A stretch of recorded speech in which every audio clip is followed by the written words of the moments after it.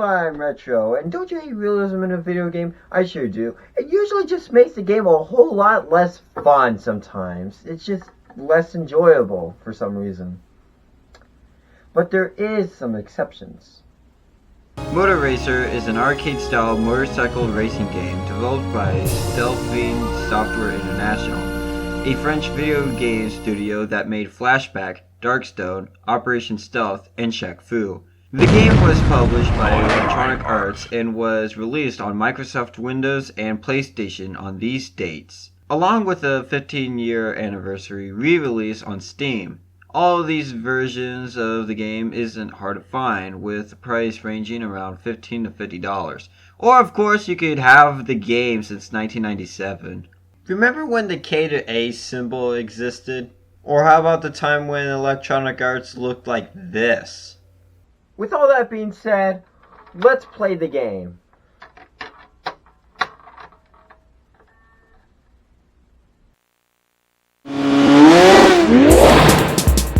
Now that's what I call a wake-up alarm.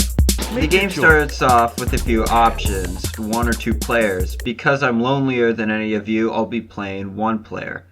After that, you have 3 difficulties to choose from. This would matter a lot.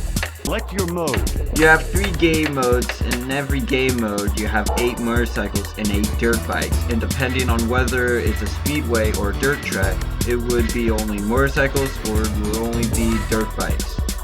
Each bike has different advantages and disadvantages from each other, so it's important to choose which motorcycle is right.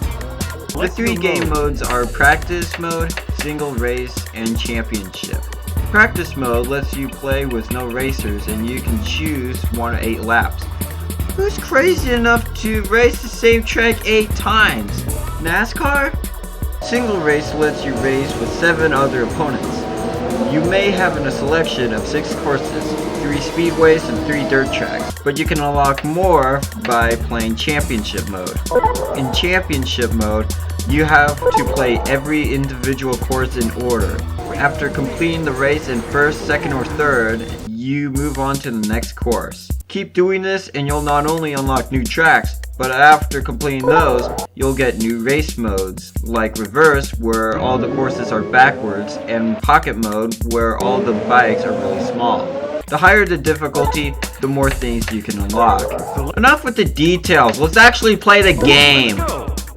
The game plays impossibly smooth for a 90s console game. It's like smearing butter on bread without heating up the butter, and yet it spreads easily onto it. In fact, you don't even need to put the butter on the bread to enjoy the bread. You can enjoy it alone, but adding the bread can make it a better experience.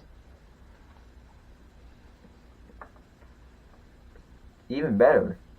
The track looks spectacular as well, with small details of signs, buildings, and flying vehicles. Of course, the bikes as well. It looks very impressive to this day.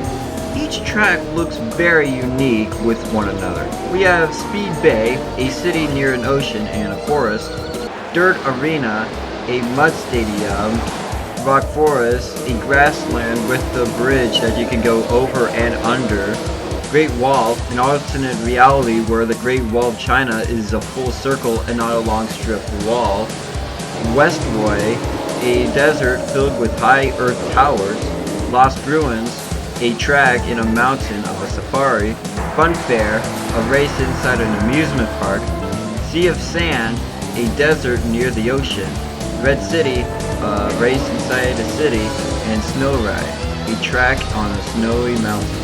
Dirt bike levels have bumps for airtime and are usually longer while speedways are fast. You go 175 miles per hour in a city. I mean 280 kilometers. Just make sure you don't hit walls on the tracks or else, yeah, that. It could happen sometimes. But it's very hard not to hit them at all, especially Red City. You cannot beat the track without bumping into walls or using brakes. Not to mention how difficult the opponents are in the game. If you mess up once in hard mode, you've lost the race. Even easy mode can be a challenge if you're new to the game, so difficulty is out of the window for the most part. Can we talk about how great the music is, though? Sharp and hypergenic in speedways and sometimes calm in the dirt tracks. The music is really good for listening to. There isn't much of a story, just race against people, that's it. There isn't any fancy character development or plot twists. It's a racing game, dang it. You don't need any of that nonsense. Now it's time for the final score of the game. The gameplay is great if you're not hitting into any walls, and the content inside the game is pretty great as well. Both are a solid 8. But the music and graphics are the heavy hitters for this game, looking and sounding insanely well. The difficulty of this game is really high, which is a really big problem, especially in hard mode. It just seems a little bit unfair. Also, the championship mode is pretty repetitive. In medium and hard difficulty modes, you have to race the tracks 4 times each. One for a regular, one for reverse, one for pocket bike, and one for reverse pocket bike. Yeah, sure, they're a little bit different, but it doesn't do much of a difference. It just seems really repetitive and longer. But I will say that the game runs ridiculously smooth.